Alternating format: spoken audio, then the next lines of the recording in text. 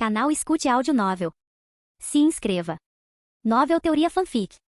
Fanfic Crepúsculo. O novo escolhido entre vampiros e lobisomens. Quem é Adam? Parte 4. Capítulo 31. Flutuar no abismo foi uma experiência estranha. Era como se eu estivesse flutuando em um pedaço completamente escuro do espaço, sem estrelas para serem vistas. Apenas um espaço completamente escuro. Sem capacidade de se mover, ver, ouvir ou sentir nada. Então, enquanto flutuava sem rumo, pensei sobre o que tinha acabado de fazer. Deixei minhas emoções tomarem conta das minhas ações. Claro que era uma resposta razoável ao que Jane tinha dito, mas desde que cheguei aqui, neste mundo, nunca tive uma reação dessas a nada. Não importava o quão bravo ou triste eu ficasse, eu sempre fui capaz de manter a calma e razoavelmente no controle de mim mesmo, em qualquer situação. Eu podia agir como eu quisesse e não apenas por emoções. Mas pelo que entendi do sistema, o ataque total de todas as minhas emoções de uma só vez subjugou os amortecedores, trazendo todo o impacto delas de uma só vez para frente. Emoções que eu só sentia mais calmas antes, eu as sentia todas de uma vez e por completo. Eu finalmente havia reprimido tantas lembranças ruins que meus amortecedores emocionais não conseguiam abafá-las quando elas surgiam, e quando elas vinham à tona,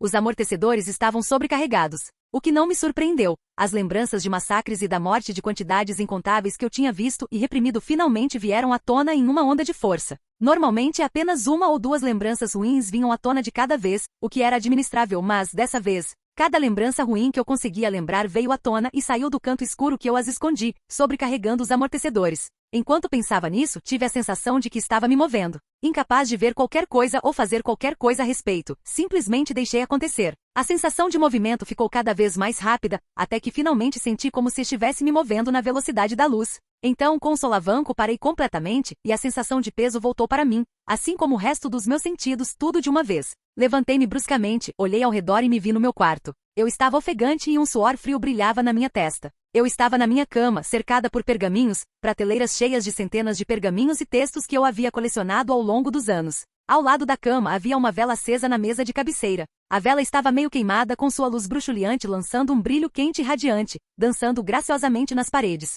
Olhando para mim mesmo, vi que estava apenas de calças, minha túnica e meus sapatos haviam sumido. Levantando-me da cama, caminhei até a janela trancada que ficava em um lado do meu quarto, destravando o pedaço de madeira que mantinha as venezianas de madeira fechadas. Abri as persianas. Uma vez abertas, pude ver o céu noturno, com estrelas brilhantes e a lua pairando no alto. Acho que voltei ao normal, pensei enquanto verificava meu estado mental e não conseguia sentir nada fora do comum. Chequei até a tela do sistema, mas não encontrei nenhuma mensagem ou nota que me informasse se meu problema havia sido corrigido. Fechei e tranquei as venezianas, fui até a porta e a abri. Meu quarto era conectado à sala de estar principal, onde ficava a grande lareira e minhas cadeiras. Coloquei a cabeça para fora da porta e vi Júlio sentado em sua cadeira lendo um pergaminho. Quando ele ouviu a porta abrir, olhou e me viu. Num piscar de olhos, Júlio saiu da cadeira e ficou na minha frente. Adam, você está bem? Ele perguntou apressadamente. Assenti com a cabeça diante das suas palavras. Estou bem, Július. Há quanto tempo estou apagado? Perguntei, interrompendo-o antes que ele pudesse fazer mais perguntas. Faz apenas algumas horas que você desmaiou na floresta, então tive que te carregar de volta para cá.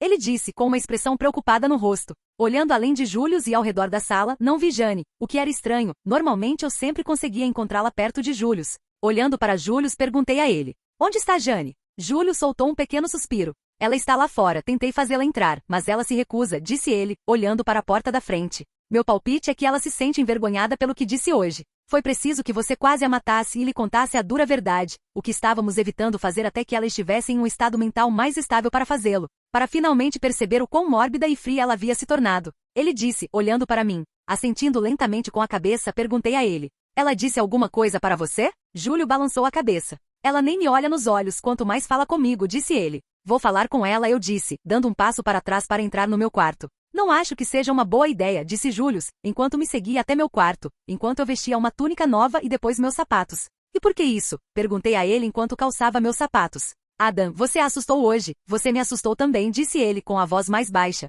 Olhei para ele e parei o que estava fazendo. Aquele olhar em seus olhos hoje, era um olhar que eu nunca tinha visto antes, um olhar tão frio quanto o gelo e tão mortal quanto a própria morte. Ele disse sem me olhar nos olhos. Július, olha para mim, eu disse, no silêncio da sala. Lentamente Július olhou para mim. Essa parte de mim, Július, é a parte de mim que eu enterrei lá no fundo e tentei esquecer. Tenho certeza de que você mesmo já viu coisas que enterrou no fundo da sua mente, para serem esquecidas. Perguntei a ele. Július assentiu lentamente com a cabeça ao ouvir minhas palavras. Essa é a desvantagem das nossas vidas sem fim. É que veremos coisas que nos assustam, pessoas que conhecemos morrendo, guerras, pragas, tudo isso que precisamos observar enquanto permanecemos jovens pelo resto da eternidade. Ilesos pela passagem do tempo, sem medo da morte, mas cobertos de cicatrizes mentais que podem ser tão profundas quanto o oceano. Digo levantando-me. E hoje, os milhares de anos de cicatrizes e más lembranças que enterrei vieram à tona. Július então me olhou nos olhos. Peço desculpas, Július, pelas minhas ações de hoje, continuei. Acho que as palavras dela trouxeram à tona algumas lembranças ruins e eu agi com base na raiva que elas me fizeram sentir. Elas foram o catalisador que liberou todas as minhas memórias enterradas, eu disse suavemente. Július olhou para mim por um momento antes que um pequeno sorriso surgisse em seu rosto. Eu te perdoo, velho, ele disse, dando um pequeno soco no meu ombro. Dei um tapinha em seu ombro e terminei de me vestir antes de falar com ele novamente. Vou lá fora. Você quer vir comigo? Acho que você, estando lá, vai ajudá-la com o que eu preciso dizer. Júlio assentiu com a cabeça. Sim, irei com você. Passando por Július, caminhei até a porta da frente, com Július logo atrás de mim. Abrindo a porta de madeira da frente da minha casa, dei um passo para fora, enquanto o ar frio da noite soprava sua brisa fria em meu rosto. Assim que saí, pude ver Jane sentada sob a grande faia que balançava no ar noturno perto da minha casa. Ela sentou-se lá no escuro, olhando para as estrelas lá em cima. Ela não olhou para baixo enquanto eu e Július caminhávamos em sua direção. Parando a alguns metros dela, não disse nada e sentei-me na frente dela, enquanto Júlio sentou-se ao seu lado, perto o suficiente para que seu ombro quase tocasse o dela. Olhando para o céu noturno, falei. Está uma noite linda, não é? Perguntei a ela, minha voz suave e alta na noite silenciosa. Jane abaixou a cabeça lentamente, evitando meus olhos.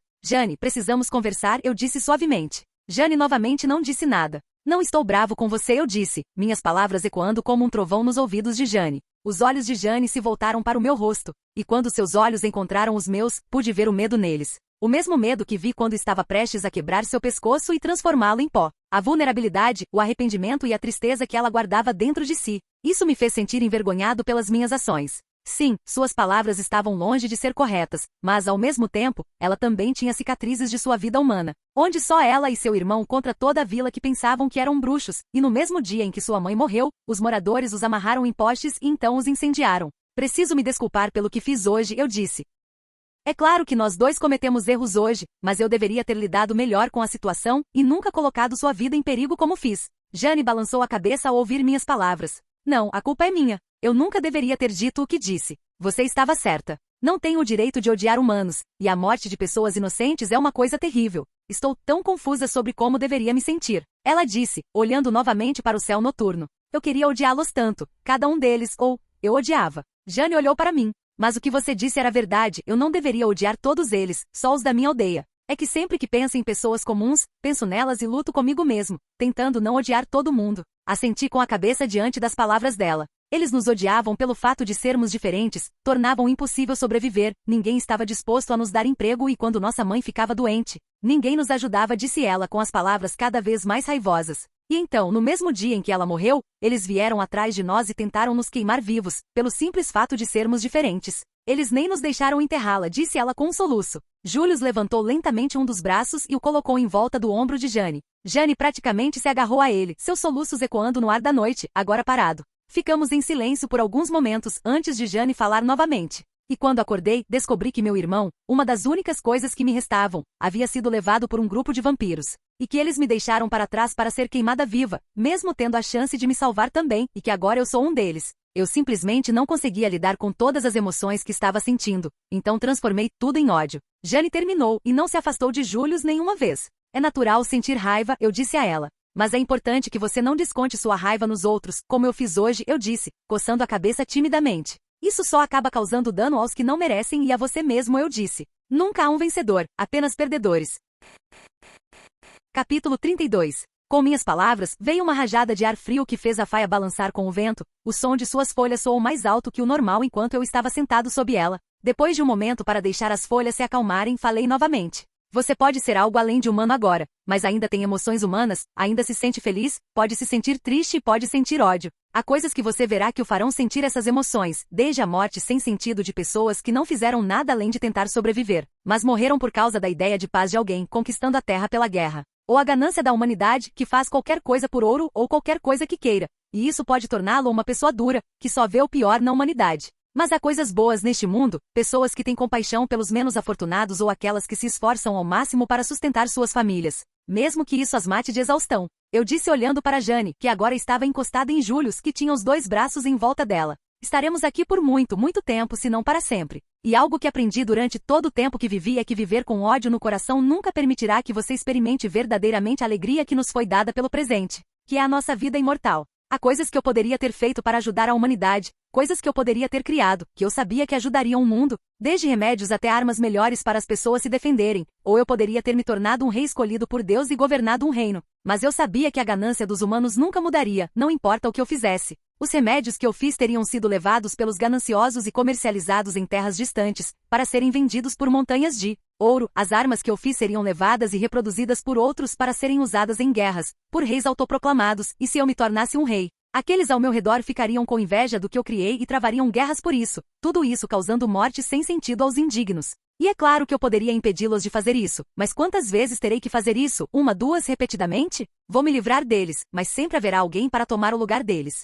Então, há muito tempo, decidi que tentar mudar o mundo seria uma batalha constantemente perdida. Então, não vou tentar mudá-lo, vou apenas deixar o tempo seguir seu curso e aproveitar o presente que recebi. Como você faz isso? Perguntou Jane, de dentro dos braços de Julius. Olhei para ela confuso. Fazer o quê? Perguntei a ela. Você viu o lado sombrio dos humanos, o pior que eles podem se tornar, mas como não odiar os humanos? Ela perguntou. Fiquei sentado por um momento enquanto pensava em suas palavras. Depois de um momento, um pequeno sorriso surgiu no meu rosto. Eu não os odeio, porque sei que o que eles fazem é da natureza humana. A emoção é um sentimento natural em todos nós. Há muitas coisas em nós que não podemos controlar, porque é da natureza humana, todas as características emocionais boas e ruins que adquirimos ao longo da vida. E sejamos honestos, neste momento, há muita coisa ruim acontecendo, criando muitas pessoas más. São as circunstâncias de nossas vidas e o mundo ao nosso redor que nos fazem quem somos e quem nos tornamos. Se você nasceu pobre, pode ser ganancioso, egoísta ou invejoso. Se nasceu rico, pode ser arrogante, preguiçoso, cruel e ignorante, eu disse, dando de ombros.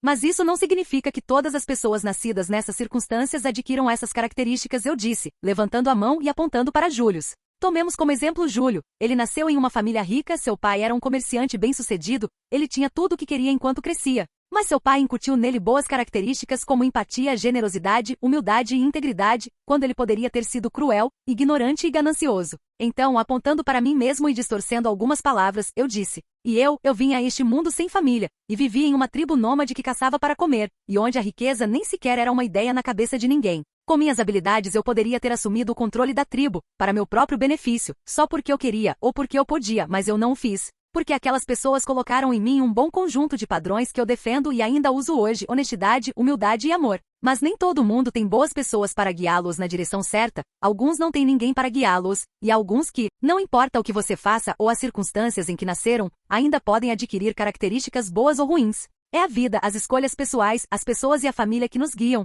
e as circunstâncias em que nascemos, tudo isso é o que moldará quem nos tornaremos. Porque é da natureza humana assumir as características daqueles que nos cercam. Julius olhou para mim com as sobrancelhas franzidas e perguntou, então por que você odeia os romanos? Dei um suspiro. Isso é para a autorredenção. Eu tentei ajudá-los, mas minhas ações causaram a morte de muitas pessoas inocentes. Embora eu tenha salvado algumas, indiretamente matei muitas outras. E espero que depois de derrotar o Coven romeno, isso me permita lavar um pouco do sangue das minhas mãos, eu disse, esfregando as mãos inconscientemente. Depois de um momento de silêncio, falei novamente. Acho que o que estou tentando dizer com tudo isso é que não faz sentido odiar as pessoas pela natureza humana, como aconteceu com você, Jane. É da natureza humana que as pessoas tenham medo de coisas que não entendem, e elas não entenderam você e sua família. Não estou dizendo que é certo o que elas fizeram, mas tenha isso em mente quando pensar sobre isso, ou quando você também vir o lado ruim da humanidade. Jane assentiu com a cabeça. E eu quis dizer o que disse, Adam. Sinto muito pelo que eu disse, disse Jane. Eu sorriu para ela. Também me arrependo do que fiz, então, agora que isso já passou e ficou para trás, acho que é hora de falar sobre os Volturi, eu disse, batendo palmas e com uma voz mais alegre, numa tentativa de dissipar o clima triste. Capítulo 33. 5 meses depois. Ano, 701. Idade, 4.701. O balanço do meu navio me balançava de um lado para o outro, ou melhor, me jogava de um lado para o outro. Desde o início da nossa jornada, só houve mau tempo o tempo todo. E em um navio, mau tempo significa mares ruins, e quando há mares ruins, isso significa uma viagem terrível. Eu estava no convés principal de um dos meus navios mercantes, que tomei posse para meu próprio uso. Era um dos meus navios de médio porte, que comercializava especiarias e tecidos do Extremo Oriente para a Europa. Eu estava em pé perto do volante, onde o capitão estava, e naveguei pelas grandes ondas enquanto elas batiam no casco do navio, como grandes martelos. Felizmente a chuva finalmente parou, por enquanto. Depois de alguns minutos sentindo o ar salgado do mar, voltei para minha pequena cabine, onde estavam Jane e Julius. Ao entrar na pequena sala iluminada apenas por uma pequena vela, pude vê-los lendo livros. Em uma pequena mesa e banco que estavam pregados para impedir que o usuário da mesa e do banco voasse pela cabine por um dos lados. Tirei meu casaco, que agora estava encharcado de água do mar, e o pendurei em um pequeno gancho que estava colocado perto da porta, justamente para esse uso. Júlio levantou os olhos do seu livro mal feito e perguntou: "O que o capitão disse?" Sentando-me ao lado dele eu disse: "Devemos chegar lá amanhã por volta do meio-dia." Todos nós mal podíamos esperar para finalmente estar de volta à terra firme, onde não fossemos constantemente jogados de um lado para o outro, pelo oceano. E os cheiros de um navio não ajudavam, com nossos sentidos, um cheiro ruim para humanos comuns é pior para nós. E as gaiolas de madeira dos pequenos animais que havíamos preparado para a viagem também fediam. Antes da viagem, preparamos algumas gaiolas de madeira para os coelhos que eu e Július havíamos capturado, para que, durante a viagem, não corrêssemos o risco de eles ficarem com sede antes de chegarmos à terra e precisássemos encontrar outra coisa para matar a sede. Nesse momento o navio balançou para trás e depois para frente. As gaiolas que continham os coelhos deslizavam pelo chão com seus habitantes dentro. Depois de alguns segundos, o navio retornou à sua oscilação natural e pesada. Pegando um dos pergaminhos de uma das minhas bolsas, li seu conteúdo. Depois de ler o pergaminho e sobre uma teoria médica, onde se acreditava que remover o dedo mínimo do pé poderia curar pedras nos rins, minha mente refletiu sobre como obtive esse pergaminho e a maioria dos outros que tive. Eu os tirei da biblioteca de Alexandria antes que Júlio César acidentalmente a queimasse até o chão. No caos, eu poderia ou não ter conduzido uma caravana de vagões vazios até a porta principal da biblioteca. E enquanto todos fugiam da ameaça iminente que era Júlio César e sua frota de navios, esvaziei a toda velocidade uma grande parte da biblioteca, antes que o fogo das docas se alastrasse para a biblioteca. Depois de encher a caravana com o máximo que pude, voltei para Roma e os guardei na minha vila, mas mais de 90.000 pergaminhos ocupam mais espaço do que você imagina. Então acabei colocando-os em meus bancos para um armazenamento mais seguro e quando me mudei para a Inglaterra, os levei cuidadosamente para o banco principal, onde eu ia a cada poucas semanas para trocá-los. Os pergaminhos eram feitos de diferentes tipos de materiais, desde papiro, couro, pergaminho e tipos rudimentares de papel, o que pode ser difícil de manter em boas condições. O lado bom dos meus bancos, onde guardo os pergaminhos, é que o subsolo profundo é o lugar perfeito para preservar objetos. Não é nem muito quente nem muito frio e fica longe dos elementos. Mais uma vez, o navio balançou para frente e depois para trás com força, fazendo com que as gaiolas deslizassem pelo chão novamente. Mas desta vez, quando uma das 3 gaiolas passou, juro que ouvi um dos coelhos gritando. Ou talvez fosse só impressão minha. Nunca fui bom em ficar confinado em lugares pequenos. Depois que o navio pousou, decidi dormir um pouco para, quem sabe, fazer essa viagem infernal passar mais rápido. Levantando-me, caminhei até um dos amigos e me acomodei. Enquanto eu balançava ao sabor das ondas do navio, repassei os planos que eu, Julius e Jane tínhamos elaborado. O mais importante é encontrar uma maneira de Julius e Jane conseguirem combater a manipulação mental de Chelsea, porque eu sabia com certeza que, assim que Aro descobrisse ou ouvisse quais eram as habilidades delas, ele faria de tudo para colocá-las do seu lado. Julius pode ser considerado um dos vampiros mais fortes que já existiram. O que me fez pensar no que aconteceu com ele no filme. Alguém com seu alinhamento e crença de não assassinar pessoas inocentes por seu sangue o teria tornado perfeito para estar com a família Cullen. Então o que aconteceu com ele? Esse é um dilema, no qual pensei muitas vezes e repetidamente, cheguei à mesma conclusão. Júlio provavelmente tirou a própria vida em vez de matar humanos. E essa conclusão surgiu do maior medo de Júlio, para se tornar um monstro. A princípio, Júlio pensou que havia se tornado um monstro. O chamado ao sangue humano que ele sentiu confirmou isso para ele. Mas quando lhe mostrei que ele poderia sobreviver com sangue animal, isso mostrou que era diferente, colocando meu cérebro de volta nos trilhos. Não tínhamos certeza de como poderíamos proteger suas mentes das habilidades mentais que Chelsea possuía, além de um vampiro que poderia possuir uma habilidade de escudo. Pensei em dar meu sangue a eles, mas percebi que é o chip na minha matéria cinzenta que protege minha mente das habilidades mentais e meu sangue não teria o mesmo efeito. Então o plano que elaboramos foi encontrar um velho amigo meu, um egípcio chamado Amon, que tenho certeza que no momento está muito bravo com um grupo de vampiros que matou todo o seu clã na frente dele. Não tínhamos certeza se ele teria algo ou saberia de algo que pudesse nos ajudar. Mas ele era o único vampiro que eu realmente conhecia, além dos Volturi, dos Romenos ou de Julius e Jane. Claro, eu sabia que existiam outros covens pela Europa e Ásia, mas nunca tive contato com eles. Eu sempre ficava feliz em deixá-los fazer suas próprias coisas, desde que me deixassem fazer as minhas. E atualmente espero que Amun ainda esteja bravo com os Volturi pelo que aconteceu e que ele esteja disposto a ajudar. Mas eu também não estava otimista. Pelo que me lembro, as cicatrizes mentais de ver seu coven despedaçado deixaram Amun com um medo enorme de irritar os Volturi e fazer com que ele e os membros sobreviventes de seu coven se escondessem, sem sequer sombras de suas versões anteriores. Eu também esperava que eles ainda se lembrassem de mim, Já fazia alguns milhares de anos desde a última vez que entrei em contato com eles, então a probabilidade de que ainda se lembrassem de mim era pequena, mas ei, podemos ter esperança, certo? Lentamente, com o balanço suave do navio e do Amik, minhas pálpebras lentamente caíram, até que completamente fechadas e eu estava dormindo. Capítulo 34. Demorou mais uma semana até finalmente chegarmos ao Egito. Felizmente, nos últimos dias o tempo melhorou e tornou a viagem um pouco mais suportável. O navio atracou em Alexandria. Enquanto o navio estava atracado nas docas, olhei ao redor para a movimentada área do cais, onde milhares de pessoas podiam ser vistas vagando pelas docas. Naquele momento, Júlio e Jane estavam ao meu lado, ambos cobertos por longas capas de cores claras que os cobriam da cabeça aos pés, deixando apenas seus rostos expostos, mas cobertos por uma sombra feita pelo capuz de suas capas. Enquanto eu, por outro lado, usava uma túnica verde escura que ia até um pouco acima dos joelhos, com um tecido fino como cinto que passava pela minha cintura, e calças escuras com botas de pele de veado até o joelho, o que eu normalmente usava todos os dias. A única coisa diferente era o fato de que eu tinha meu cabelo preso e escondido sob um pedaço de tecido que eu usava sobre minha cabeça para mantê-lo fora de vista, bem como para ajudar a proteger o sol dos meus olhos. Normalmente eu usaria meus óculos de sol, mas eu estava tentando me misturar com a multidão, não me destacar mais do que já sou. Na Inglaterra ou em outras áreas europeias, as pessoas podem pensar que meu cabelo é simplesmente loiro, a ponto de parecer branco ou prateado. É sabido que isso acontece, mas aqui a visão de cabelos brancos pode se tornar um problema. Só estou grato por não precisar mais me esconder sob roupas compridas para esconder minha pele pálida. Com a ocupação de Roma no Egito, tornou-se comum ver pessoas pálidas aqui. Claro que ainda era encarado por minha pele muito pálida e altura, mas muito menos do que seria há alguns milhares de anos. Ao desembarcarmos, nos misturamos à grande multidão de pessoas e fomos em direção ao meu banco, que ficava no meio da cidade. Roma foi forçada a sair do Egito há pouco mais de 600 anos. Mas felizmente fiquei sabendo dos problemas que estavam acontecendo e enviei uma mensagem ao chefe do Banco de Alexandria para entrar em contato com os líderes das forças que estavam expulsando os romanos e fazer um acordo com eles, oferecendo-lhes 20.000 de ouro, para deixarem o banco em paz.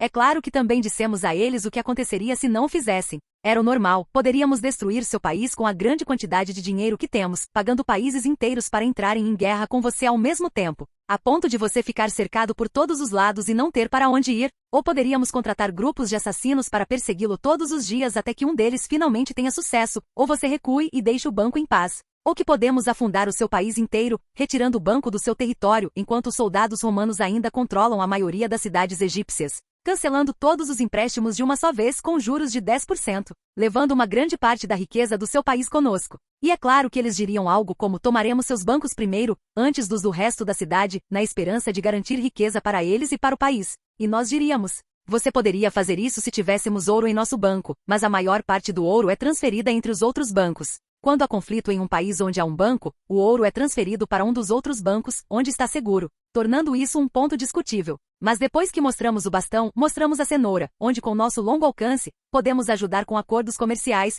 podemos ajudar com sua economia. E só o fato de estarmos em seu país é uma bênção, que atrairá comerciantes, mas assim que sairmos de suas terras, nenhum país vai querer irritar nosso banco e correr o risco de tirarmos de nós as bênçãos que damos a eles. Então eles não negociarão com eles e evitarão qualquer contato com o país que irritou o Banco Gringotes. Estou muito feliz que Júlio implementou essa regra recentemente. Guerras eram uma preocupação para mim há muito tempo, mas agora, toda vez que um país está sob ataque ou em estado de conflito, a maior parte do dinheiro nos bancos é transferida para outros bancos. Eu tinha esquecido quanta guerra e conflito houve nesse período. Eu estava acostumado com o século XXI, onde a guerra não envolvia conquistas, mas apenas explodir coisas à distância. Depois que tudo era destruído, partíamos. Mas agora, na época dos reis, a guerra era a única opção para a maioria dos monarcas, para expandir e crescer, para sustentar seus súditos e também para aumentar a capacidade de gerar renda. À medida que nos aproximávamos do banco, olhei para o edifício que estava construído no topo de uma grande colina que se erguia acima da cidade. O edifício foi construído em uma mistura de estilos grego e romano, com paredes de calcário branco e grandes pilares que o circundavam em mármore,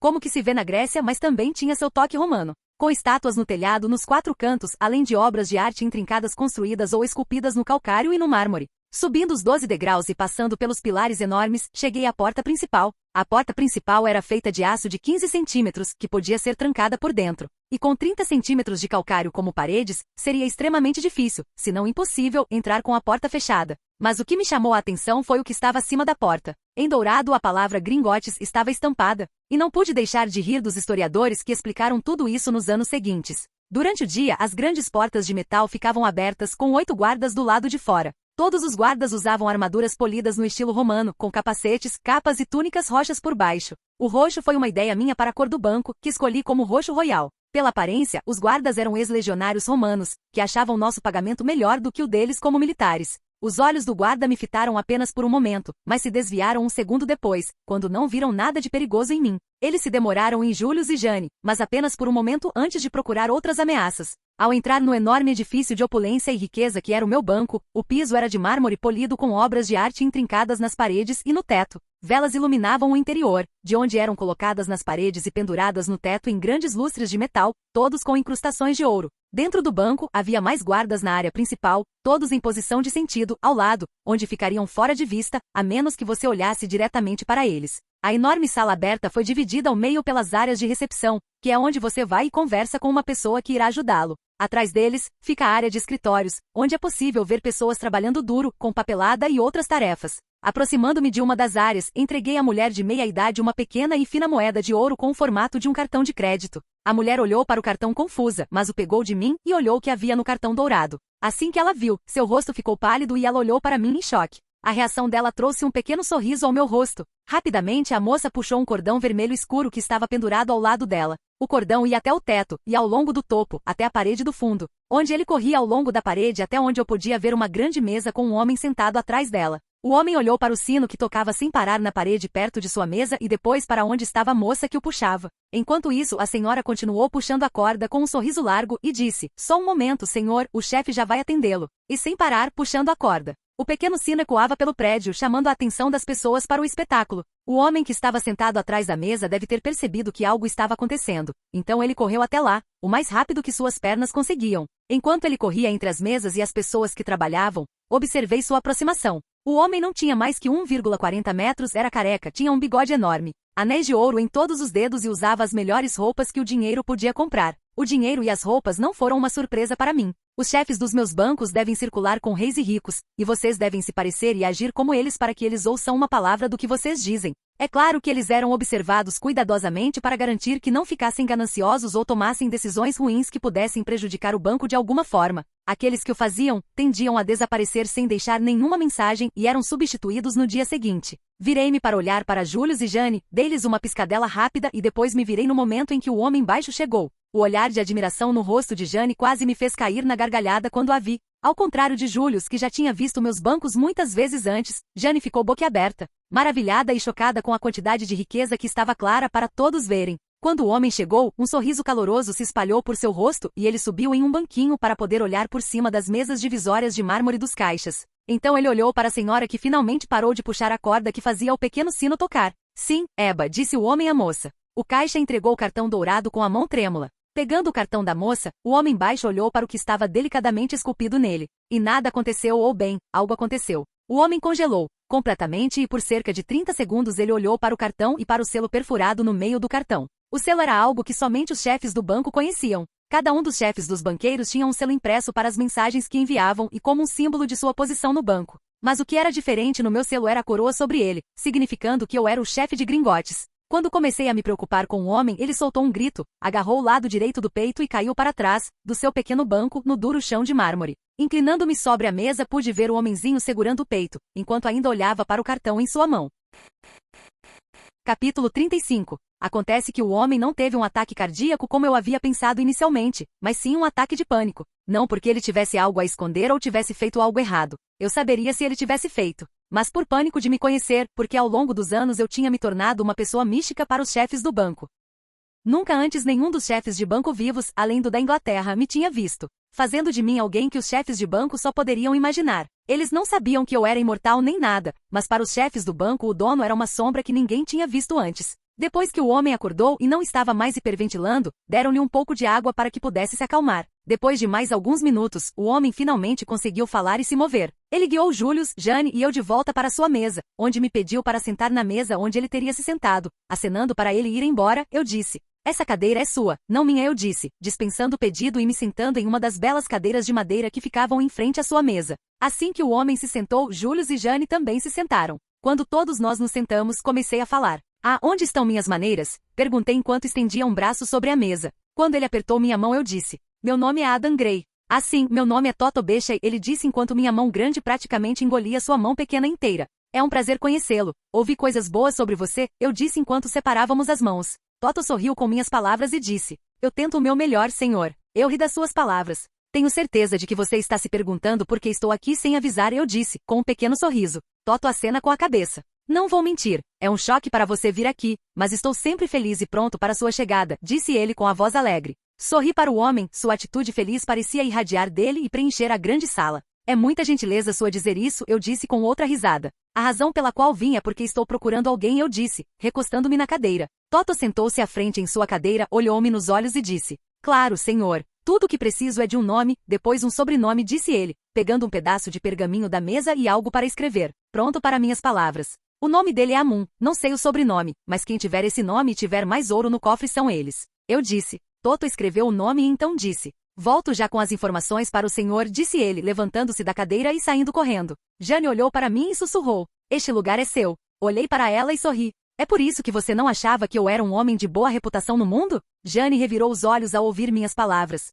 Não, eu não sabia. É claro que eu sabia que você tinha coisas valiosas na área subterrânea da casa, mas isso ela disse, olhando ao redor. Só recentemente Jane se acostumou a conviver com pessoas sem a necessidade de beber até secar. Nós a levamos ao Londinium algumas vezes para testar sua convivência com outras pessoas, mas nunca a levamos ao banco, porque não havia necessidade. E a primeira vez que ela ouviu falar do banco foi no navio, onde expliquei que eu era dono de alguns bancos espalhados por outros países. Talvez eu não tenha contado a ela o quão grandes são meus bancos e quanto dinheiro eles movimentam. Para ser honesto, meus bancos às vezes me surpreendem. Normalmente, eu só lidaria com a parte subterrânea do banco, garantindo que os cofres fossem feitos corretamente e construídos nos lugares certos, enquanto alguém de um dos meus bancos lidaria com a metade superior. E sem orçamento, alguns dos meus bancos poderiam se tornar muito piedosos. Julius riu das palavras de Jane. Se você soubesse quanto dinheiro ele realmente tem, você poderia morrer de choque. Antes que Jane pudesse fazer outra pergunta, Toto voltou para a mesa e sentou-se, tendo nas mãos um pedaço de pergaminho. Ele disse colocando sobre a mesa: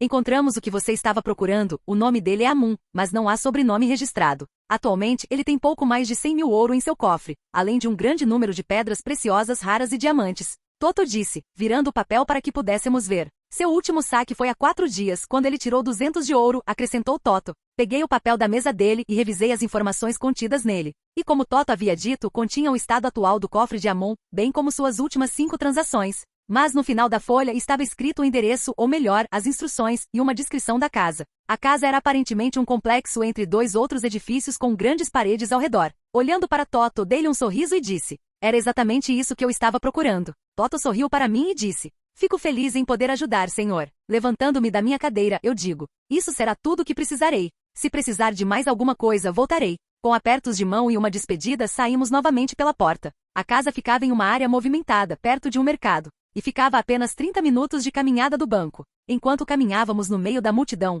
lembrei-me de quando eu costumava montar minhas próprias barracas em lugares como este e passava horas todos os dias vendendo peles e pequenas bugigangas que eu fazia ou encontrava em minhas viagens. Uma parte de mim sentia falta disso, da aventura e das pessoas que eu conhecia e ajudava nessas viagens. Talvez um dia eu comece a fazer isso novamente. Depois de mais 20 minutos de caminhada e de bater em algumas dezenas de batedores de carteira, finalmente encontramos o lugar. Escondido entre outros edifícios havia um muro de 2,13 metros com grandes portas de madeira. Parando na rua em frente às portas, olhei para Julius e Jane. É bem provável que eles não queiram falar conosco, então deixem que eu cuide disso, digo, olhando para os dois. Os dois acenaram para mim, então fui até a porta e bati 2 vezes. E nada, esperamos alguns minutos antes de eu bater novamente, dessa vez com mais força. Mas mais uma vez ninguém abriu. Talvez eles não estejam aqui, disse Julius, atrás de mim. Ah, eles estão aqui, eu disse, olhando para a grande porta. Vou bater de novo para ser gentil, mas se não atenderem vou pular o muro, eu disse, sem olhar para Julius e Jane. Desta vez, quando bati, coloquei muito mais força. Agora, quando meus nós dos dedos batiam na porta, eram estrondos altos, fazendo as grandes portas chacoalharem em suas dobradiças. Nem um segundo depois, as portas se abriram, e lá estava ele, com cabelos escuros e cacheados e cavanhaque, era Amun. Você está louco, ele berrou. Vocês não sabem que devem nos deixar em paz? Nós os avisamos inúmeras vezes, e mesmo assim vocês continuam nos incomodando. Ele continuou, mas antes que pudesse continuar. Faz tempo que não nos vemos, eu disse, com a voz alegre, interrompendo seu próximo discurso. Amun congelou enquanto olhava para mim, com a boca aberta enquanto me olhava. Você, ele gritou novamente. Eu balancei a cabeça. Sim, como é que eu estou vivo? Eu disse, acenando com a mão no ar. O que sei como? Ele gaguejou. Olha, precisamos conversar. Eu disse a ele. Então podemos entrar ou vocês vão continuar gritando com a gente? Agora Amun apenas me encara, desviando o olhar de mim. Ele se virou para olhar para Jane e Julius, que estavam atrás de mim. Seus olhos permaneceram neles por um momento, enquanto ele via a cor dos seus olhos. E então ele fez algo que me surpreendeu. Num piscar de olhos, Amun bateu as grandes portas na nossa cara. Fiquei confuso e um pouco perplexo. Virando-me, eu disse para Julius e Jane. Foi melhor do que o esperado, eu disse com um sorriso. Tanto Julius quanto Jane olharam um para o outro e depois para mim. De que maneira exatamente isso foi melhor do que você esperava? Disse Julius em tom seco. Bem, primeiro, este é o Amun que estamos procurando, e segundo, ele não tentou nos matar. Canal Escute Áudio Novel. Capítulo 36. Voltando-me para a porta, bato novamente. Saia. Ouvi Amun gritar do outro lado da porta. Amun, precisamos conversar. Você pode nos deixar entrar, por favor? Não, vocês não são bem-vindos aqui, deixe-nos em paz. Dei um suspiro. Amun, se você não nos deixar entrar, vou arrombar esta porta, então deixe-nos entrar. Tudo o que eu quero é conversar. Eu disse perto da porta. Eu sabia que não precisava gritar através das portas grossas para ele me ouvir. Aguardei sua resposta, mas não obtive nada em resposta. Então, dando alguns passos para trás, preparei-me para chutar a porta. Não era algo que eu queria fazer, mas eu precisava falar com Amun. Fiquei um pouco preocupado que as pessoas me vissem arrombar a porta, mas naquele momento não me importei muito. Amun teve a chance de me deixar entrar, mas preferiu se esconder em casa. Então, quando as pessoas me vissem chutando essas portas enormes, elas ficariam muito chocadas e desconfiadas de que um homem fosse capaz de fazer aquilo, porque a força que eu estava prestes a usar poderia ser enorme, provavelmente explodindo a porta em estilhaços. Não foi a melhor ideia que já tive, mas não vim aqui para perder tempo. Mas ei, eu não moro aqui, então não preciso lidar com as consequências de as pessoas me verem fazer isso. Amun vai. Então, dando alguns passos para trás, preparei-me para o chute. E bem quando comecei a fazer movimentos para chutar, uma das portas se abriu. Parando subitamente, olho para a porta. Mas não era Amun, dessa vez era Kebi, Amun's cara. Parada logo atrás da porta, coberta pela entrada para ficar na sombra, Kebi falou. Por favor, entre, ela disse, dando um passo para o lado. Endireitando-me, olhei para Jane e Julius e dei de ombros. Virei-me e olhei para Kebi. Ela vestia uma túnica branca com padrões intrincados, além de diversas joias brilhantes. Kebi deu um passo para o lado, permitindo que eu entrasse. Ao entrar, olhei ao redor do pequeno pátio. O pátio era pequeno, com alguns vasos decorativos espalhados, assim como algumas plantas.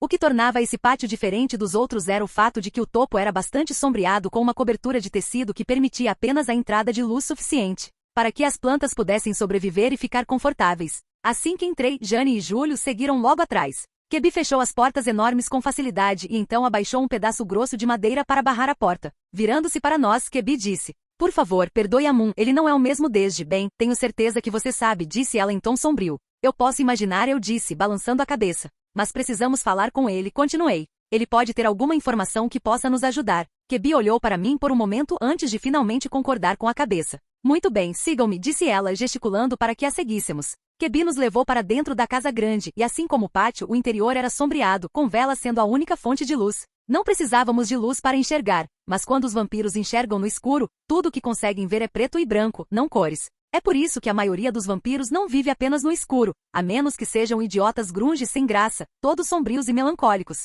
Kebi nos levou para os fundos da casa e subimos algumas escadas até o segundo andar, a maior parte dele era aberta, com metade sendo uma área de estar com inúmeras almofadas no chão, e a outra metade, prateleiras com pergaminhos e outras coisas que poderiam preencher o tempo de alguém. Sentado em uma pequena pilha de travesseiros com um pergaminho estava Amun. Kebi, pensei ter dito para simplesmente ignorá-los, disse Amun, desviando o olhar do pergaminho. E eu ouvi você, mas o que vamos fazer? Ficarmos perdidos nessas paredes para sempre, disse Kebi com raiva. Ficou claro que essa era uma conversa que eles já tinham tido inúmeras vezes antes, e uma com a qual Amun aparentemente se recusava a lidar. Sim, Kebi, esse é o plano, ele disse, com a voz mais alta. E por um momento a sala ficou em silêncio, então, virando-se para mim, Amun disse. E você, como ainda está vivo? Você não é um de nós, deveria estar morto há 1000 anos. Bem, sim, eu deveria estar morto, mas não estou e nunca estarei morto. Então o que você é? Eu apenas dei de ombros.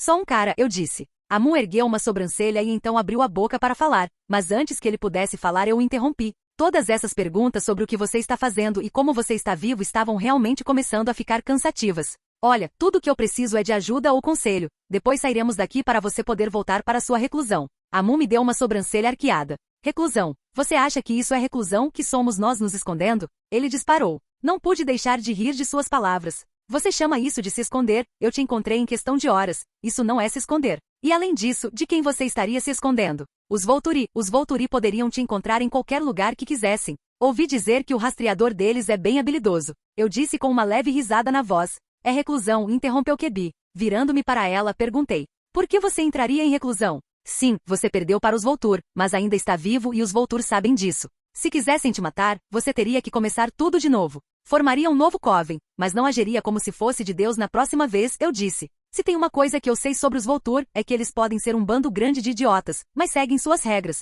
na maior parte do tempo, então. Contanto que você siga as regras deles, estará bem. Eu disse. Amun abriu a boca para falar, mas foi interrompido novamente por Kebi. Estamos aqui por causa do preço que pagamos para sobreviver. Gesticulando para Amun, Kebi continuou. Uma das habilidades de Amun é um forte senso de sobrevivência, e na primeira vez que entramos em contato com os Volturi de forma ameaçadora, Amun soube instantaneamente que a única maneira era fugir ou implorar aos Volturi para pouparem nosso Coven, mas as coisas não saíram como planejado. Eles manipularam sua mente, fazendo trair nosso Coven contra sua vontade. Kebi disse com a voz sombria. Fiquei imóvel por um momento. Isso era algo que eu não sabia. Nos filmes, muito pouco era dito sobre Amun, além do fato de que os Volturi destruíram seu Coven e Kebi e Amun foram os únicos sobreviventes. Nem Amun nem Kebi disseram nada. Mas depois de alguns momentos, Amun falou. Não tínhamos escolha, além da morte. Se fuguíssemos, eles nos encontrariam. Se lutássemos, eles nos matariam. Não importa o que acontecesse, eles nos matariam. Então fiz uma escolha, e essa escolha foi ir até os Volturi de joelhos.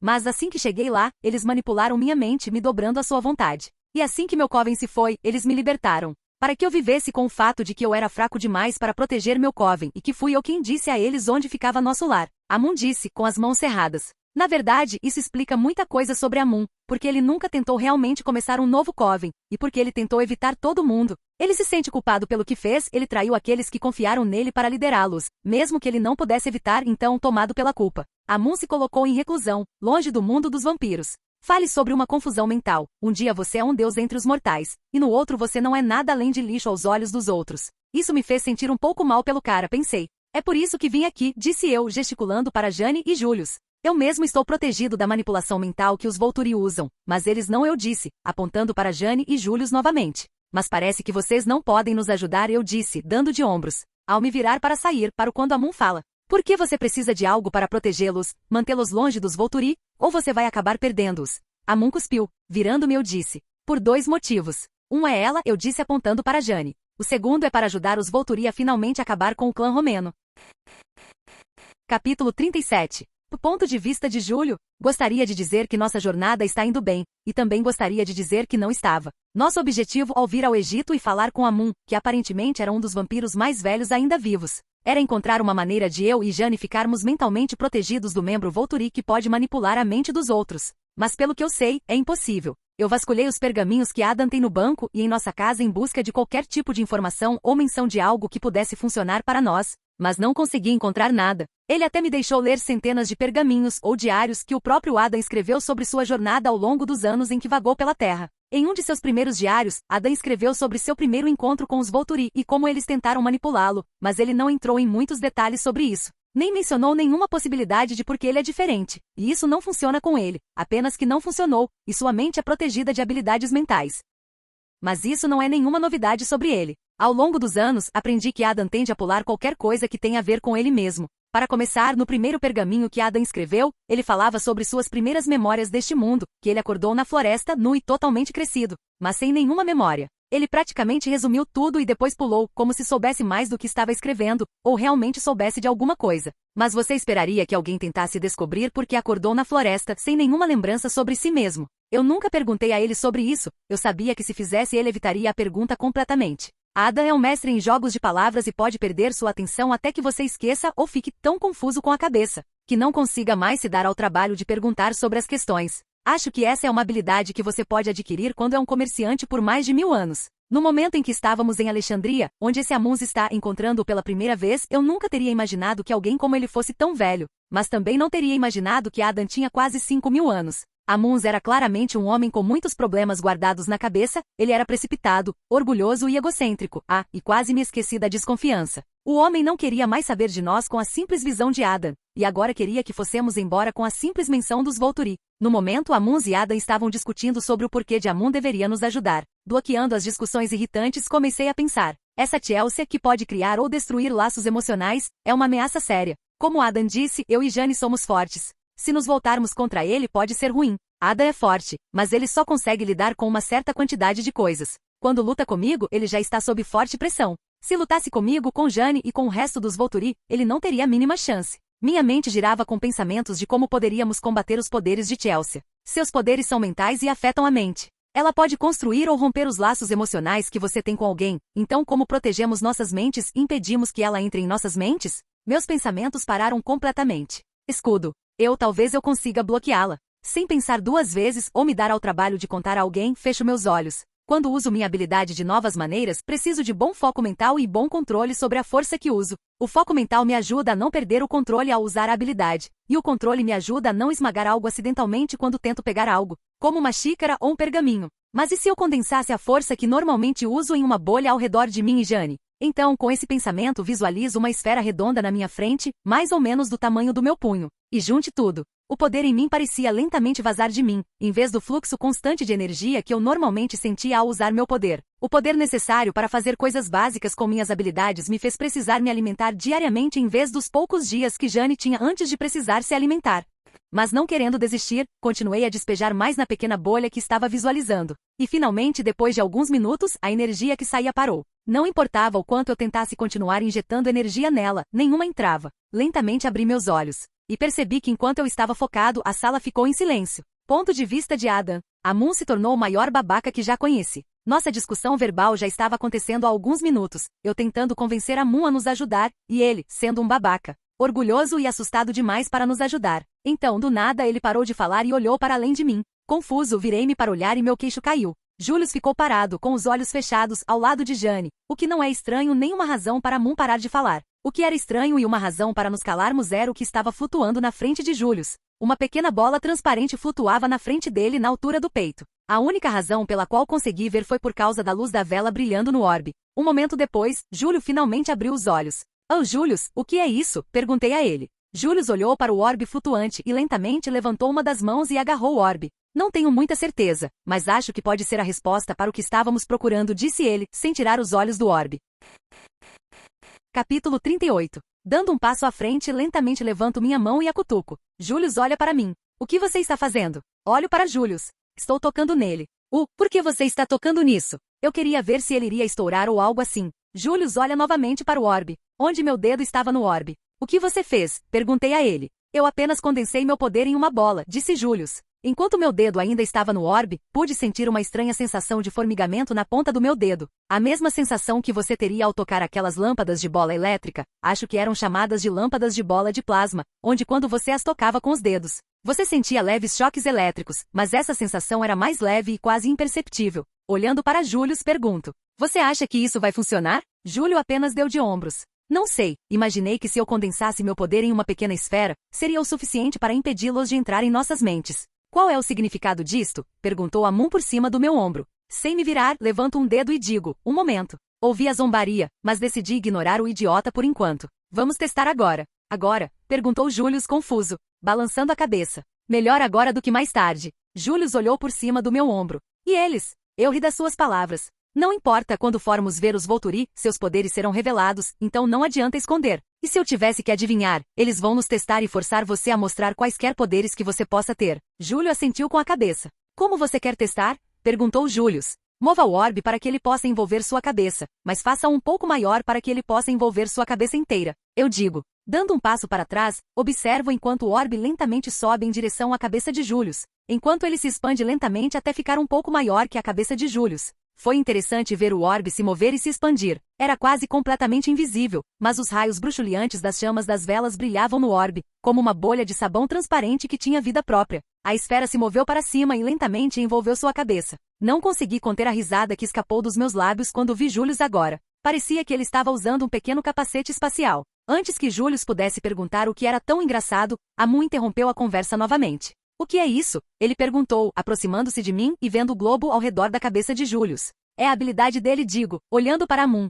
O que fazendo bolhas? Balancei a cabeça. Não, é algo chamado telecinese. Amun olhou para mim. E o que exatamente é essa telecinese? Perguntou, tropeçando na palavra desconhecida. A telecinese dele, e o que ela é uma habilidade psíquica. é a capacidade de mover ou manipular objetos usando o poder da mente sem nenhum contato físico. Em outras palavras, é a capacidade de controlar e influenciar o mundo físico através da força bruta dos pensamentos. Ele pode usar sua energia mental para manipular objetos, como fazê-las levitar, mover-se ou até mesmo quebrar. Mas o que ele está fazendo agora é condensar sua telecinese em uma esfera que podemos colocar ao redor das cabeças para criar pequenos escudos mentais. Eu disse, olhando para ele novamente. Os olhos de Amun estavam arregalados de choque enquanto ele olhava para a bola brilhante ao redor da cabeça de Julius. E funciona? Ele perguntou, agora parecendo animado. Era isso que estávamos prestes a descobrir antes de você interferir, eu disse, olhando novamente para Julius. Como você se sente ao redor da sua cabeça? Julius soltou uma risadinha. É um formigamento, disse ele, soltando uma risadinha. Bem, acho que isso é bom.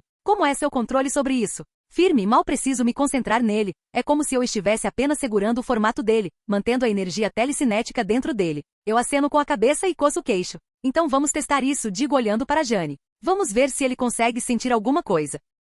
Jane se virou para olhar para Julius com um sorriso diabólico no rosto. Era muito divertido ver o pequeno sinal de terror no rosto de Julius. Mais de uma vez, Julius havia sido alvo da habilidade de fogo mental de Jane, e sabia muito bem o quanto isso doía. Olhando Julius nos olhos, Jane disse uma palavra simples, dor. E nada aconteceu. Julius ficou ali parado, parecendo confuso e aliviado. Olhando para mim, ele disse, acho que funciona. Tente mais algumas vezes. Quero ver se continua funcionando ou se desgasta após vários ataques mentais. E então, virando-se para se encararem novamente, Jane disse dor, e novamente nada aconteceu. Continue pelo menos 10 vezes. Se nada acontecer, estaremos bem. Qual é a habilidade dela? Perguntou Amun, apontando o dedo para Jane. Jane possui um poder único que chamamos de ilusão da dor. Seu poder lhe permite criar a ilusão de dor física intensa na mente de seus alvos, mesmo sem causar nenhum dano físico real. Ela pode incapacitar e imobilizar seus oponentes com uma agonia excruciante. Supostamente parece que você está sendo queimado vivo, ou foi o que me disseram, eu disse, enquanto continuava a observar Jane e Julius testando o novo escudo mental. Incrível, os dois são incríveis, disse Amun enquanto continuava a observá-los. Você sabe que Aro vai querer, não é? Ele disse, sem olhar para mim. Sim, é por isso que viemos aqui, queríamos saber se você teria uma maneira de bloquear os Volturi das mentes deles, mas se você também foi manipulado. Então imagino que não tenha. Amun balançou a cabeça. Não, eu não sei, embora eu quisesse saber. Eu poderia ter salvo meu Coven se tivesse feito isso, ele disse em um tom sombrio. Não, você não poderia ter. Amun olhou para mim com uma expressão confusa. O que você quer dizer? Você foi um exemplo para o resto dos Covens que existem. Não importa o que você estava condenado, a razão pela qual foi você. Foi porque você não era tão grande quanto o Coven romeno, que é uma ameaça real ao governo dos Volturi. Você era o segundo maior, sem vampiros com habilidades de combate. Eles sabiam que poderiam derrotá-lo, livrando-se de uma possível ameaça, ao mesmo tempo em que faziam de você um exemplo. Amun olhou para mim por um momento antes de abaixar a cabeça. Eu imaginei isso, a única razão pela qual eles me deixaram viver foi por causa dos meus laços com os outros Covens dos quais eu era próximo. Eles imaginaram que enquanto eu estivesse vivo, os outros Covens não se uniriam para lutar contra eles. Antes de enfrentarem o Coven romeno, a última coisa que eles queriam era lutar 2 guerras ao mesmo tempo. E como se viu, eles estavam certos. Todos os outros Covens se importavam com a minha influência aqui no Egito, permitindo que eles ganhassem dinheiro com acordos comerciais e informações privilegiadas que eu tenho aqui. Eles não se importavam se o meu Coven tivesse acabado, apenas que eu vivesse. Nesse momento ouvi um pequeno grito. Virando a cabeça vi Julius cambaleando para trás. Quantos eram? Perguntei. Foram 7, disse Jane, enquanto ajudava Julius a se estabilizar e não cair, enquanto a dor o dominava. Então o escudo se desgasta depois de alguns ataques mentais, eu disse, quando Julius finalmente conseguiu se equilibrar. Sim, mas eu consigo sentir os ataques. Depois de cada ataque uma pequena quantidade da energia contida no orbe desaparece. Mas tenho certeza de que se eu repor a energia depois de cada ataque, tudo ficará bem. Ele disse, fazendo sinal de positivo. O sinal de positivo foi algo que mostrei a ele depois de fazer isso por acidente quando ele pediu para ler alguns dos meus pergaminhos. No começo ele ficou confuso, porque tudo que ele sabia que significava era quando gladiadores queriam misericórdia. Depois de explicar como eu o usava, comecei a vê-lo usando-o cada vez mais com o tempo. Isso é bom. Significa que não importa o que aconteça, você estará protegido de qualquer ataque mental. Mas primeiro precisamos descobrir algo sobre o tamanho. Não queremos que eles vejam que você tem isso na cabeça, mas tenho certeza de que depois de algum treinamento você descobrirá alguma coisa. Eu disse. Virando-me para Amun, vi que Kebi estava agora de pé ao lado dele. Acho que está na hora de irmos embora e deixar você voltar para sua solidão, digo, estendendo a mão para cumprimentá-lo. Amun lentamente agarrou minha mão. Desculpe pela minha reação, mas você pode me culpar? Eu pensei que você fosse apenas um humano comum, todos aqueles anos atrás, que já estava morto há muito tempo. Então, do nada, mais de 1000 anos depois, você bateu na minha porta. Ele disse com um pequeno sorriso. Agora posso ver como isso pode assustá-lo. Sim, desculpe por isso, eu costumava viajar muito, mas nos últimos 100 anos tenho aproveitado a vida tranquila, então não tive a chance de vir aqui e encontrá-lo. Amun riu baixinho. Veja bem, a vida tranquila parece nos agradar, aqueles que têm tantos anos quanto nós, eu em particular, estou muito velho, velho demais. Não consegui conter a risada que soltei. Quantos anos você tem, Amun? Perguntei a ele. Ah, se não me engano, algo em torno de 3.300 anos atrás, disse ele dando de ombros. Meus anos humanos são um borrão que não me lembro. Eu ri novamente. Garoto, eu tenho 4.800 anos, digo a Amun. A boca de Amun se abre lentamente em choque. Não, você está brincando. Ele disse acenando com a mão no ar. Não, ele não está, disse Julius, aproximando-se de mim. Ele manteve diários pessoais sobre suas viagens e sua vida, todos os quais eu li, ou para ser mais específico, comecei a ler, mas há milhares deles. A expressão de choque no rosto de Amun era histérica, e nunca antes eu quis uma câmera como agora. E não consegui me conter em dizer minhas palavras finais. Há mais coisas no céu e na terra, Horácio, do que sonha sua filosofia. Capítulo 39. Deixando Amuns, voltamos para as ruas lotadas de Alexandria. A essa altura já estava começando a escurecer, mas o número de pessoas andando pelas ruas parecia só ter aumentado. Então, liderando o caminho, eu habilmente nos guiei através da multidão de pessoas. Então esses eram os Amun e Quebi sobre os quais você escreveu todos aqueles anos atrás, Julius me perguntou. Sim, eu digo enquanto passo entre um grupo de pessoas aglomeradas. Ele não parece a pessoa que você descreveu naquela época. Você disse que ele era mais confiante e tinha uma aura de poder, mas agora parece que lhe falta tudo isso. Isso porque ele não é o mesmo homem de antes, Julius. Assim como você não é a mesma pessoa que era quando nos conhecemos, você pode estar fisicamente congelado no tempo. Mas isso não significa que esteja mentalmente congelado. Nós acumulamos mais experiências, nos tornamos mais sábios, mais conhecedores e ganhamos uma compreensão mais profunda do mundo ao nosso redor, nos transformando ao longo do tempo em pessoas completamente diferentes do que éramos. Ele perdeu todo o seu clã. Ele se sente culpado por ter sobrevivido, o que o muda através da experiência. Entendo, disse Julius, atrás de mim enquanto caminhávamos. O que vamos fazer agora? Ir até os Volturi? Perguntou Jane. Ainda não, precisamos dar tempo para Julius praticar o uso de sua nova habilidade para que ele possa proteger vocês dois antes de irmos para lá. Jane era mais persistente sobre querer ir aos Volturi, e eu sabia o porquê, era por seu irmão Alec, mas eu sabia, sem sombra de dúvida, que o Alec que ela conhecia havia sumido, sua mente havia sido manipulada e transformada em uma pessoa completamente diferente, um cãozinho de colo de coração frio, obrigado a seguir as ordens de Aros sem hesitar ou pensar em suas ações, o guarda-vampiro perfeito para fazer seu trabalho sujo. Depois de 1 hora de caminhada, finalmente chegamos de volta ao navio. Vamos ficar aqui de novo? Reclamou Jane. Não, estamos hospedados em uma casa minha, que fica mais abaixo na costa daqui. Tem uma vida selvagem boa para vocês dois caçarem, eu disse, entrando no navio. Graças a tudo que é bom, ficar presa naquela cabana estava começando a me deixar louca, disse Jane, erguendo as mãos para o céu como se estivesse rezando aos deuses. Quando estávamos todos no navio, ele foi empurrado para longe do cais e começamos a nos mover. Quando saímos, todos ficamos na amurada do navio, Jane e Julius ainda usando suas capas, observando os outros navios que estavam saindo do porto. Depois de alguns minutos, o farol de Alexandria apareceu. Isso é incrível, disse Jane enquanto olhava para a grande estrutura. Espere só até chegarmos a Roma, aí você verá prédios realmente enormes, disse Julius, parado ao lado de Jane. Você me contou histórias sobre sua casa, mas será que existem realmente estruturas tão grandes quanto você disse? Jane perguntou a Julius. Sim, interrompi. Tanto Júlio quanto Jane se viraram para olhar para mim enquanto eu apoiava os cotovelos na grade de madeira do navio. Era uma vez uma estrutura chamada Colosso de Rhodes, construída na Grécia, bem perto de um porto chamado Rhodes. Era uma estátua enorme do deus grego do sol, não tão alta quanto o farol, mas essa estátua tinha mais de 30 metros de altura e tinha uma coroa de cobre que, quando o sol a atingia no ponto certo, brilhava intensamente, como se estivesse pegando fogo. Era possível vê-la a grandes distâncias no mar. Sério? Jane perguntou animada. Podemos ir vê-lo algum dia? Ela perguntou. Gostaria que pudéssemos, mas ele foi destruído há muitos anos. Ela disse, franzindo a testa. Mas ainda há muitas coisas que poderíamos ver algum dia. Depois que tudo estiver resolvido com os Volturi e o Coven Romeno, poderemos tirar alguns anos de folga para relaxar e explorar. Como assim? Ela perguntou. Eu as chamo de maravilhas do mundo. As maravilhas do mundo conhecido para mim, a princípio, seriam as 7 maravilhas do mundo antigo, das quais vi a maioria, mas como a maioria das coisas, quase todas elas se foram destruídas pela guerra ou por desastres naturais como terremotos.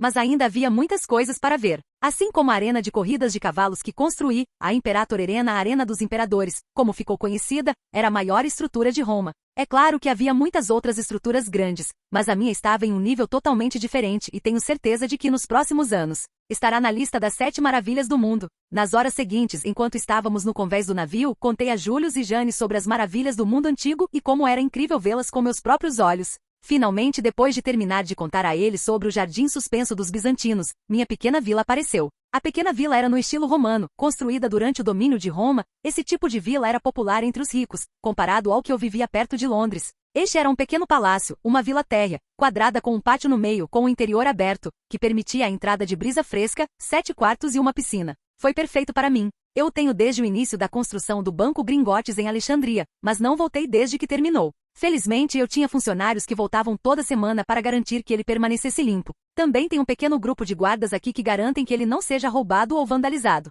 Lentamente, o navio se aproximou do pequeno cais que tinha um caminho até a vila. Quando o navio atracou, vi um grupo de pessoas em pé no topo do banho, todos homens usando espadas e couraças no antigo estilo dos legionários, bem como capas roxas reais, o que os identificava como meus guardas do banco. Assim que o navio estava atracado no cais, descemos do navio. Isso é estranho, disse Julius ao meu lado. O que é? Perguntei a ele. Nenhum deles parece ter menos de 50 anos, disse ele enquanto olhava para os guardas. Isso porque nenhum deles tem menos de 50 anos, respondi. A maioria deles está lá há anos, alguns velhos demais para continuar com suas funções no banco e não querem se aposentar, e alguns que sofreram lesões continuamos a empregar. Então, em vez de mandá-los embora sem emprego ou para onde ir, eu mando os guardas mais velhos para as propriedades que tenho em todo o mundo e os vigiam. É um trabalho fácil e remunerado, assim como um lar para eles ficarem, digo enquanto caminhamos pelo caminho até os guardas. A poucos metros do grupo de 10 guardas, um deles dá um passo à frente. Parem, quem vai? Ele parecia ter 50 e poucos anos, cabelo grisalho, barba feita, cerca de 1,80 metros de altura e estava em ótima forma para sua idade. Colocando a mão em um dos meus bolsos, peguei meu cartão dourado e o levantei para que ele pudesse ver o símbolo no cartão. Todos os homens, quase em sincronia, ficaram em posição de sentido. Senhor, disse o homem que se adiantou para nos impedir. Dei um passo à frente e estendi a mão para apertar a dele.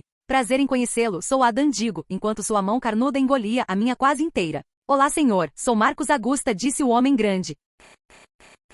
Capítulo 40. E 2 semanas depois, no momento estamos todos no pátio da minha propriedade, eu, Julius e Jane, fazendo malabarismos com 4 bolas de metal duro. Eu sei o que você está pensando. Por que exatamente você está fazendo malabarismos com 4 bolas de metal? Bem, o motivo é porque no momento estamos testando os escudos do Julius. Julius levou apenas uma semana para dominar quase completamente sua habilidade de proteção mental. Agora ele era capaz de proteger a si mesmo e Jane ao mesmo tempo, além de poder usar suas habilidades telecinéticas. E agora estávamos fazendo um pequeno trabalho extracurricular. Imaginei que se Julius conseguia fazer um escudo mental, ele também conseguiria fazer um escudo normal usando sua telecinese. E até agora fizemos grandes progressos nessa habilidade. No começo, Julius só conseguia fazer um pequeno escudo do tamanho de um frisbee, mas agora ele consegue fazer um grande o suficiente para cobrir-se inteiro. Qualquer coisa maior faria seu escudo mental começar a enfraquecer. Você está pronto? Gritei para Julius. Sim, estou pronto. Num borrão de movimento, as bolas metálicas do tamanho de bolas de bilhar foram lançadas em direção à figura imóvel de Julius.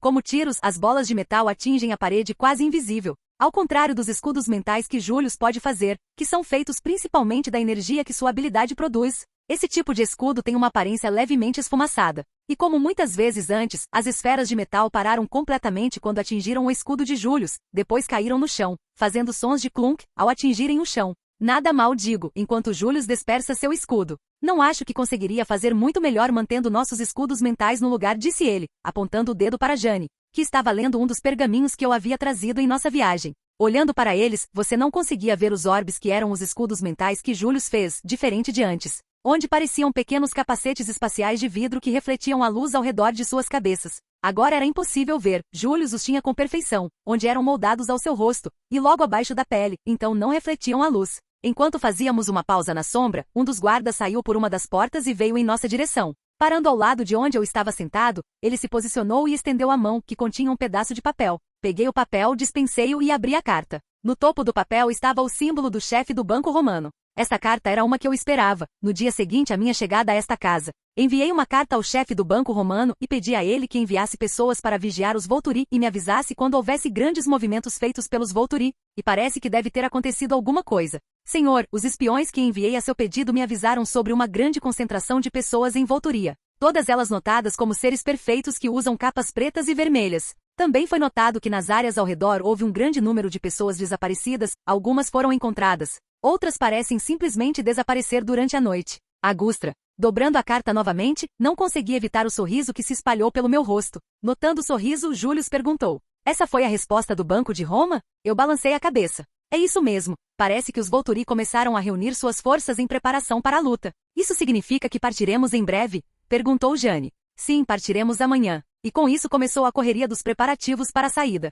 Depois de arrumar nossos pertences, estávamos prontos na manhã seguinte. De volta à cabine escura que era nosso novo lar para a viagem de volta a Roma, cada um de nós fazia sua própria coisa para passar o tempo, que para todos nós era ler. Levava 4 dias para chegar aos principais portos de Roma. Ao contrário de muitos outros lugares, os portos de Roma eram enormes, com centenas de navios chegando e partindo quase constantemente. Mesmo depois de terem caído nas mãos das tribos germânicas e de grande parte de Roma ter sido destruída por guerras, incêndios e outros desastres naturais. Mas apesar de tudo isso, Roma continuou sendo um dos maiores centros comerciais do mundo, com navios vindos de todos os lugares para comercializar seus produtos. De pé no convés do navio, Jane e eu observávamos o enorme enxame de navios em movimento, enquanto Július empacotava seus pertences para quando deixássemos o navio. O que você acha que vai acontecer? Jane me perguntou. Olhei para ela.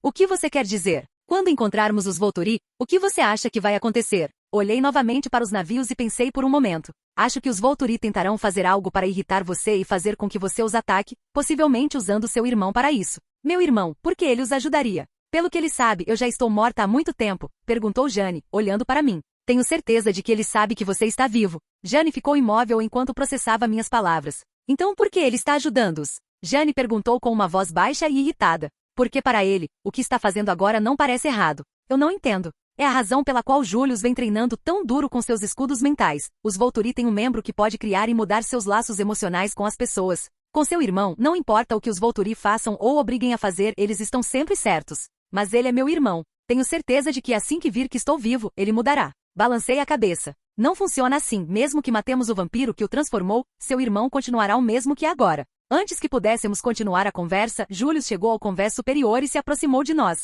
Juro que esta será a última vez que estarei no navio pelos próximos 100 anos, reclamou Július enquanto se aproximava. Bem, poderíamos ter nadado, respondi. PFFT nadou, isso teria sido 2 vezes pior, nadar por dias a fio, constantemente molhado. Não, obrigado, eu preferiria estar no navio que cheira a suor, merda e outras coisas horríveis. Eu ri. Bem, estamos quase terminando esta viagem, eu disse enquanto nos virávamos para olhar o porto. Fim do vídeo. Para acesso antecipado à continuação dos vídeos, ou para incentivar o canal, vire membro. Muito obrigado.